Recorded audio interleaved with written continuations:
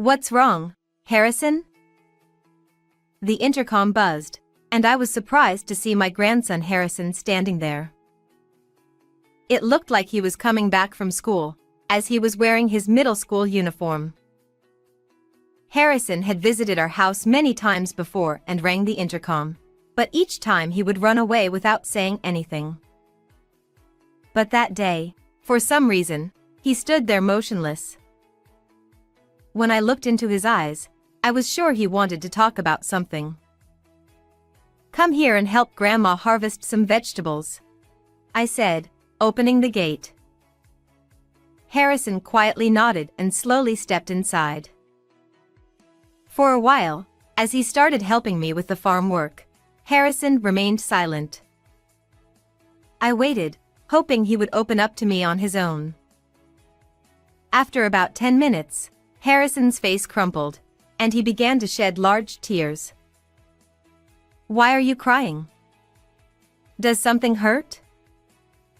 I started to worry that he might have hurt himself and checked his arms and legs for any injuries. No, that's not it. I'm sorry. I'm sorry I couldn't tell the truth until now. I waited for Harrison to calm down and then gently encouraged him. "You've been wanting to say something, haven't you? Go ahead and tell me." "My name is Nancy, and I'm 65 years old. I used to work as a teller at the local bank. My husband, Jason, is 2 years older than me, and he was also a banker like me. Jason once told me, A bank is built on human connections. Your smile has a special way of putting people at ease, so this job suits you well." When I was still clueless about the world, Jason guided me as both a banker and a person, sometimes strictly, sometimes kindly. I was drawn to his genuine kindness, the way he treated everyone with a warm smile, regardless of who they were. Jason was highly trusted at the bank, and eventually, he rose to the position of branch manager. "Nancy, we've got some fine eggplants again this year," Jason said. "And these tomatoes are still small, but they're growing shiny and cute," I replied. After we retired from the bank, we began living modestly, tending a small vegetable garden in our yard as a hobby. At the end of May, our only son, John, who had already moved out and started his own family, came to visit with his wife and our grandchild. After graduating from university, John joined a company in the city, and 5 years later, he brought his fiancée, Amy, to meet us. But after that, all we received was a postcard announcing the birth of our grandchild, and then nothing for 15 years. "What have you been doing? Not even showing your face at New Year's or Christmas? You couldn't even pick up the phone once in a while?" Jason's voice, strengthened by years of diaphragmatic breathing as a branch manager, echoed through the small entrance of our traditional Japanese house. "I'm sorry, Dad. I was too busy with work to stay in touch." John replied. "Jason, calm down. You're making Amy uncomfortable," I said with a wry smile, trying to soothe Jason, who was speaking excitedly. When Jason gets too happy, his words can become harsh, and people who don't know him might mistake it for anger. "It's been a long time, Amy. I'm glad to see you're doing well," I said. "It's been too long. I'm sorry we haven't been in touch," Amy replied. She was a bit thinner than when we last saw her 15 years ago, but her bright smile was still the same. Standing beside her, carrying her bags, was a boy who looked to be about middle school age. I smiled at him. "You must be Harrison. It's nice to meet you." "I'm your grandmother," I said. Harrison, looking a little shy, simply bowed his head and said nothing. Even so, I couldn't contain my joy at meeting my grandson, so I kept talking. I've only seen pictures of you as a baby, but now that I see you in person, you look just like John did when he was young. How old are you? Harrison is 14 now. He'll be taller than me soon. John said, standing next to Harrison. That night, we gathered around the dinner table with our son and his family for the first time in 15 years. Back then, Harrison was still in Amy's belly.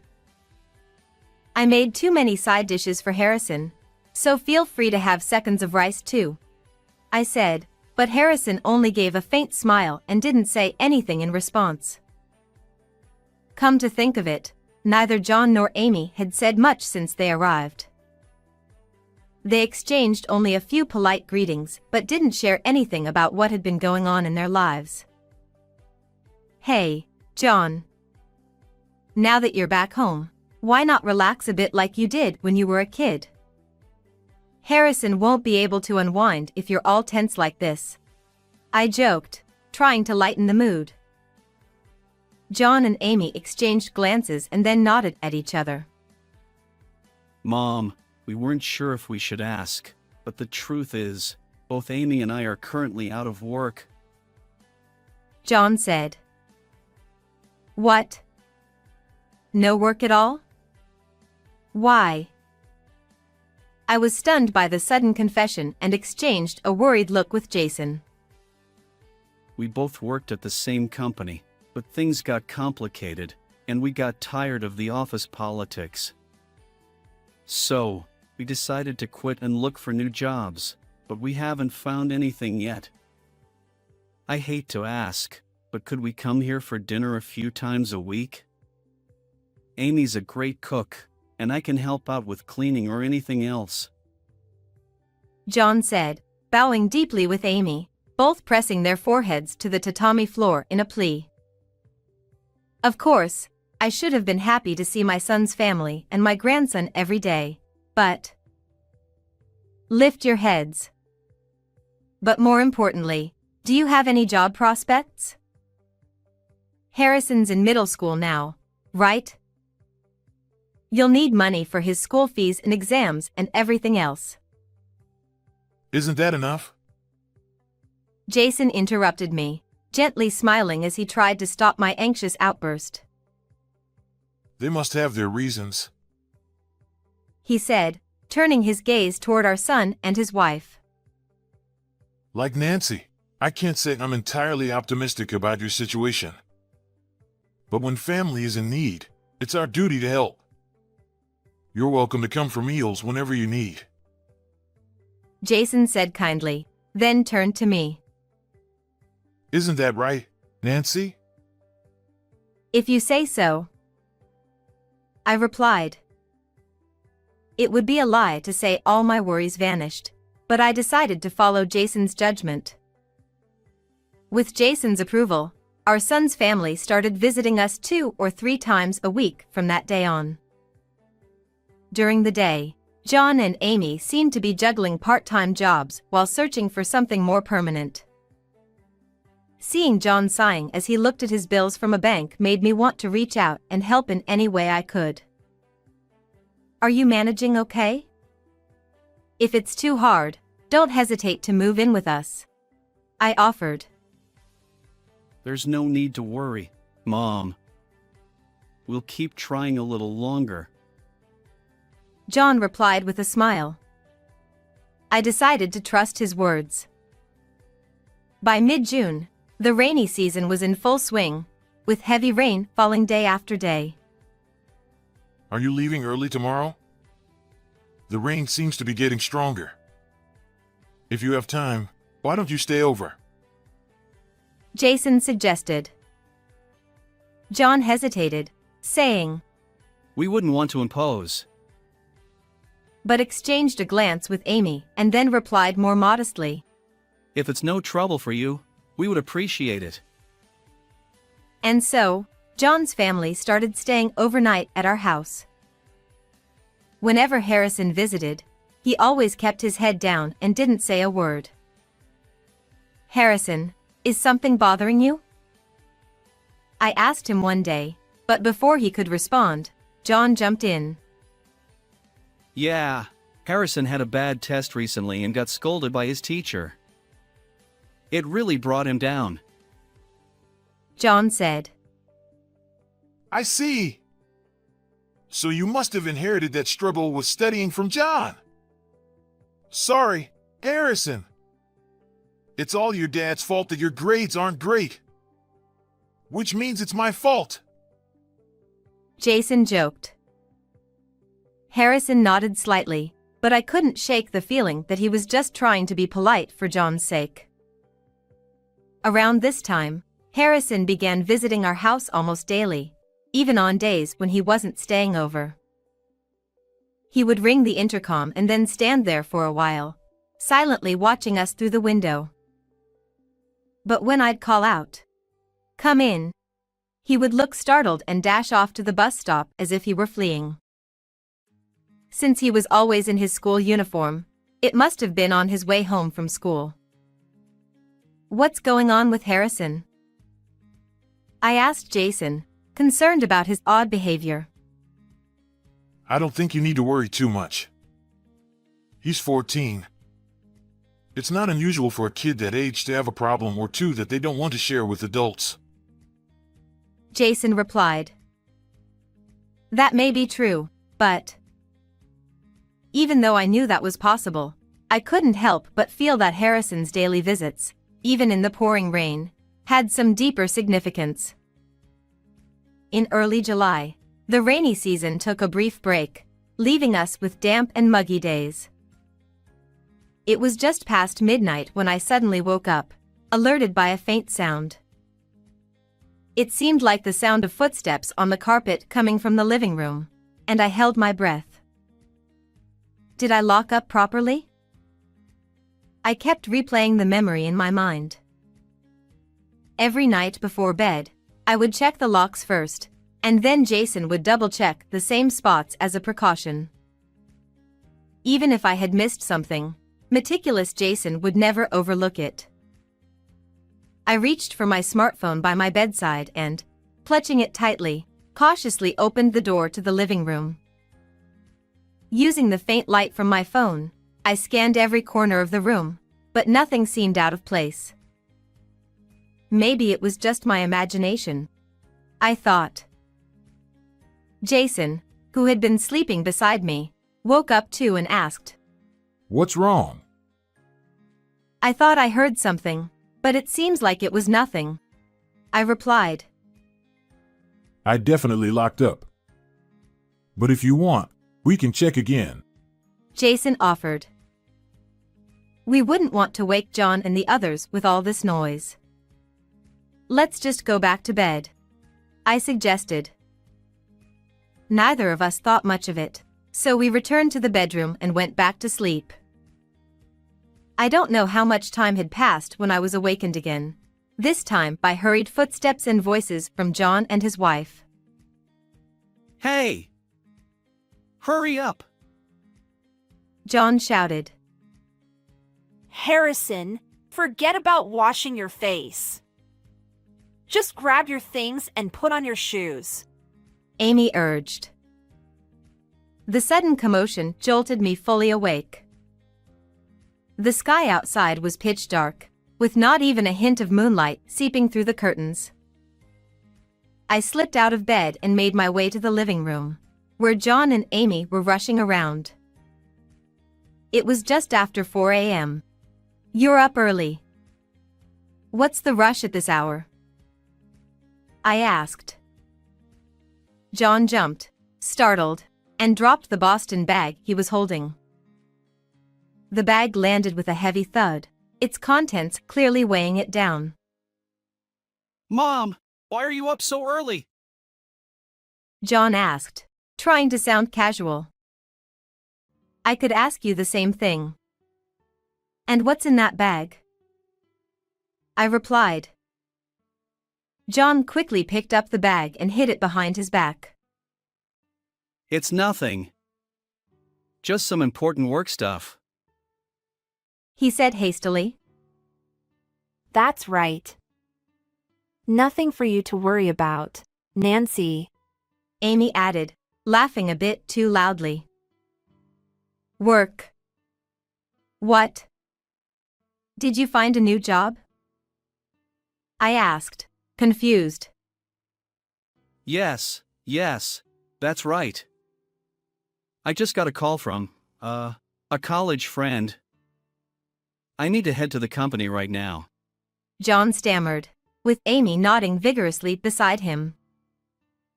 Well, congratulations. But isn't this a bit sudden? Won't you have breakfast first? I asked. There's a meeting first thing in the morning. It's a long drive, so we'll have to skip breakfast.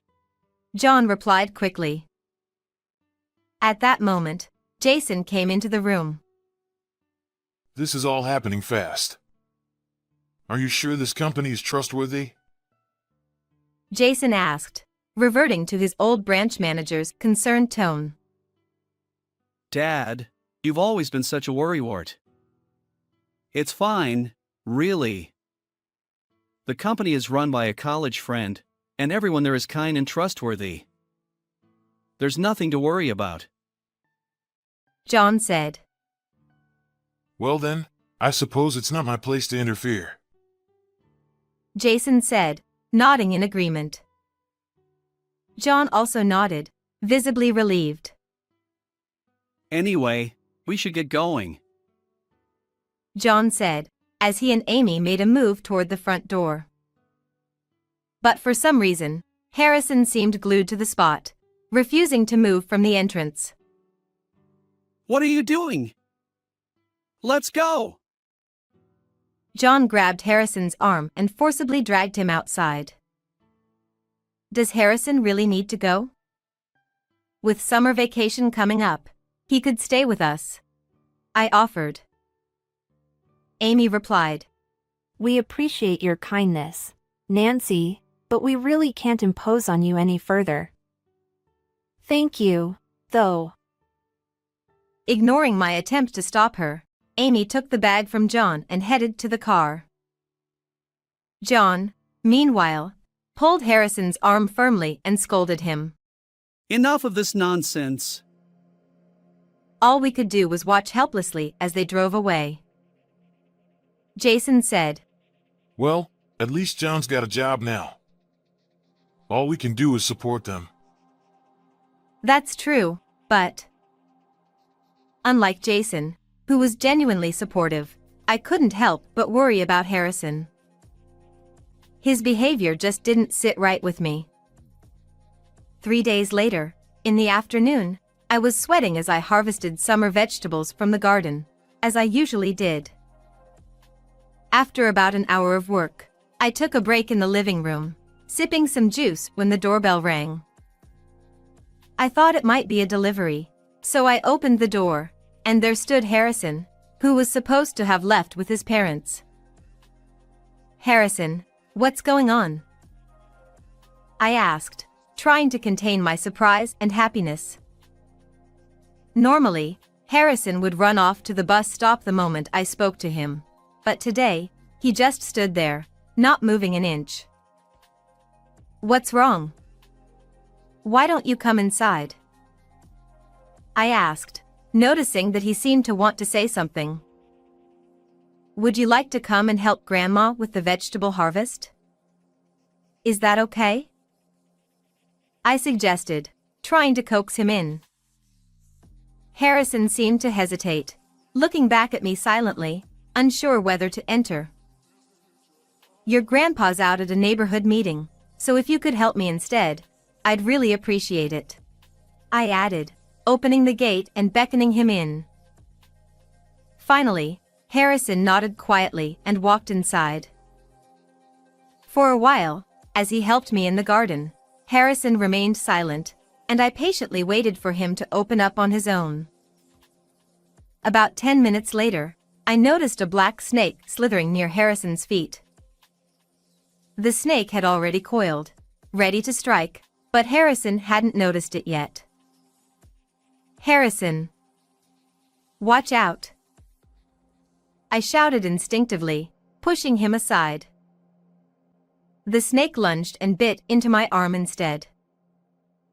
Realizing what had happened, Harrison let out a small scream, but when he saw the snake biting me, he grabbed a nearby stick and chased the snake out of the yard, shouting, Get away from my grandma! Harrison was about to continue chasing the snake, but I stopped him, saying, Thank you, that's enough. That snake must have been startled, thinking it was about to be stepped on.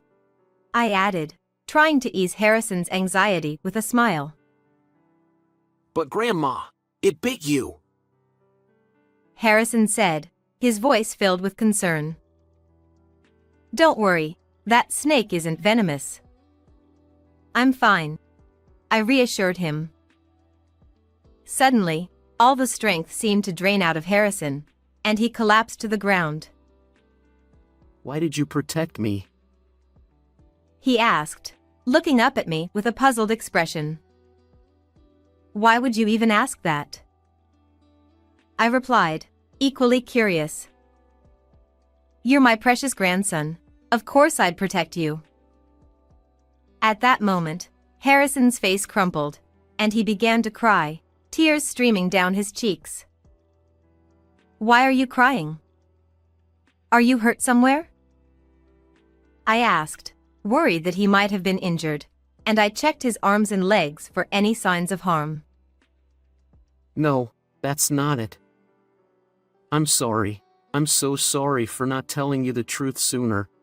Harrison sobbed. I waited for him to calm down, then gently encouraged him. You've been wanting to say something, haven't you? Go ahead, tell me. Harrison took a deep breath and said, Mom and Dad made me promise not to say anything. Then, he slowly took off his shirt, revealing his back covered in bruises and scrapes. I was speechless, shocked by the sight before me. Did John do this to you? I asked softly. Harrison nodded and began to tell me everything. After losing their jobs, my son and his wife had fallen into gambling. On the days when things didn't go well, they would take their frustrations out on Harrison.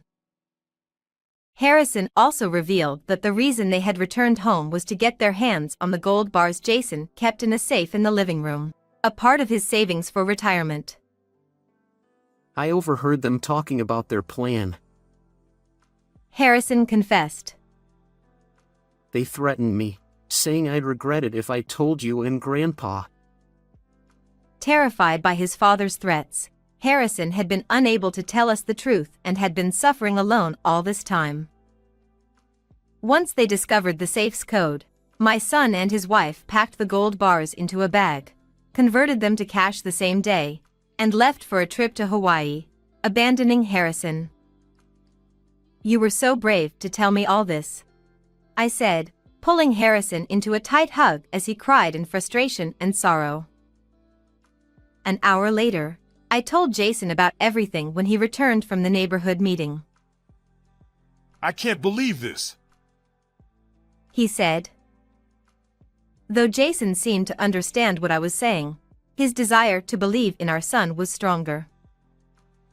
It's the truth. The gold bars are gone, I insisted. Jason quickly went to the living room, opened the safe, and checked inside. No! But that doesn't mean it was them. Maybe someone broke in from the outside. Yes! You mentioned something about hearing strange noises that night, didn't you? Jason was still trying to convince himself of John's innocence. But you made sure all the doors were locked that night, didn't you? And besides... What is it? Is there something else? Jason asked, noticing my hesitation. I debated whether to show him, but then I made up my mind and showed Jason the video saved on Harrison's phone. His face contorted with a mix of sadness and anger as he watched the video. It clearly showed John and Amy sneaking into the living room at night, taking the gold bars out of the safe, and stuffing them into a Boston bag. I didn't want you to see this, but this is the reality, I said, holding Harrison close and appealing to Jason's heart. Harrison's back is covered with scars. He says John did this to him. Harrison knew about his parents' plan, but he was too terrified to speak up. Even today, he must have been scared. Yet, he found the courage to tell us the truth. We can't turn a blind eye to his bravery. The one who's suffering the most isn't me or you, it's Harrison. Jason quietly looked down at Harrison's face, then gently patted his head. It must have been so hard for you. So painful. I see now. Grandpa was wrong. I was wrong. Harrison, please forgive me. Jason said, shaking his head vigorously to dispel his sadness, which quickly turned into an expression of anger. A week later, Jason and I visited the apartment where our son's family was living, guided by Harrison. They're supposed to return today, right? I asked for confirmation, and Harrison answered clearly, yes. There's nothing in the fridge. What kind of life were they living? Jason said, checking the kitchen. According to Harrison, they left just enough money for 10 days of food before going on their trip. Soon, we heard a familiar car engine stop in the parking lot. The sound of footsteps echoed up the stairs, followed by the laughter of John and Amy, getting closer. The front door slowly opened, revealing John and Amy, their skin sun-kissed from the trip. Did you enjoy the trip? Jason asked. Their laughter vanished in an instant. Dad! What are you doing here? John exclaimed. They had never told us their current address. When John spotted Harrison hiding behind me, he glared at him. Harrison! Did you tell them? You traitor! He stormed in with his shoes on, aiming for Harrison. Just as John was about to grab Harrison, Jason stepped in, blocking his path, and twisted John's thin, frail arm. Ow! Ow! Ow! I wasn't gonna do anything! Let me go! John whined. Good thing I learned some self-defense back in my bank days. Jason said, easing his grip. John, now weak and gaunt, collapsed onto the floor. How does it feel to go on a trip with stolen money? Jason asked. Stolen? What are you talking about? John tried to play dumb, but Jason cut him off, showing him the video Harrison had secretly recorded, capturing their crime. Your goal from the start was those gold bars, wasn't it? Jason said. Damn you, Harrison! You know what's going to happen to you later, don't you? Amy shouted, making Harrison flinch. So that's how you've been hurting this boy all this time. But it ends today. You're going to tell us everything. Jason demanded, his glare silencing John. Defeated, John began to confess. Both John and Amy had a love for gambling. At first, they claimed it was just a way to blow off some steam, spending within their allowances. But after one big win, they couldn't stop, and before they knew it, they were drowning in debt. I started misusing my position in accounting and took money from the company. When they found out, I was fired. We had no choice. John admitted. No choice? The problem started when you got hooked on gambling in the first place. You should have been more responsible as a parent. Jason scolded, leaving them with nothing to say. Dad, please! We'll change. We'll work hard from now on. Just please don't report us to the police. John begged, falling to his knees, with Amy quickly following suit. Jason looked at me, then at Harrison. What do you want, Harrison? Jason asked. I don't want Mom and Dad to get arrested. I just want them to go back to being the kind parents they used to be. Harrison said, revealing his true feelings. Jason nodded with a smile. All right, but on one condition.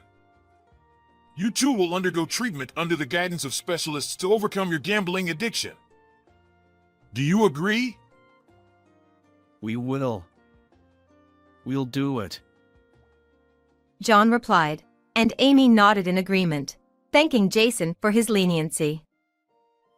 While our son and his wife were in a facility undergoing specialized treatment, Harrison stayed with us, and we took care of him. Although taking the bus to school took a bit longer, Harrison never complained. There are so many different sights to see now. I actually enjoy it more. He said. It seemed that the uneasy feelings he had towards his parents were gradually easing, and he was beginning to appreciate the small changes around him. Every day after school, Harrison would help out with the farm work. Isn't weeding boring? I asked him once. Harrison smiled and replied, Not at all. But isn't it hard for you to stay bent over like that, Grandma? He was always more concerned about me. During the summer break, Harrison visited a nearby scrapyard and collected some pieces of wood. Skillfully, he crafted a small stool for me to make my farm work a bit easier. Thank you, Harrison. This makes things so much easier for me. I'm glad. I'll make something even better next time, he said with enthusiasm. By the start of the new semester, Harrison was more energetic than ever. At dinner, he would eagerly share stories about his day at school. Can you believe people pay to experience farming now? When I told my friends that I help out on Grandma's farm, they were so jealous, he said with a smile. That's wonderful. You should bring your friends over sometime. I'll make my special summer vegetable curry for them, I offered. Awesome! But maybe we could skip the bitter melon? Harrison suggested, causing Jason to burst into laughter. What's this? Harrison's taste buds are still a bit childish, huh? Jason teased. I didn't say I hate it. I'll eat it, okay? Harrison retorted, pouting. They looked more like best friends than grandfather and grandson.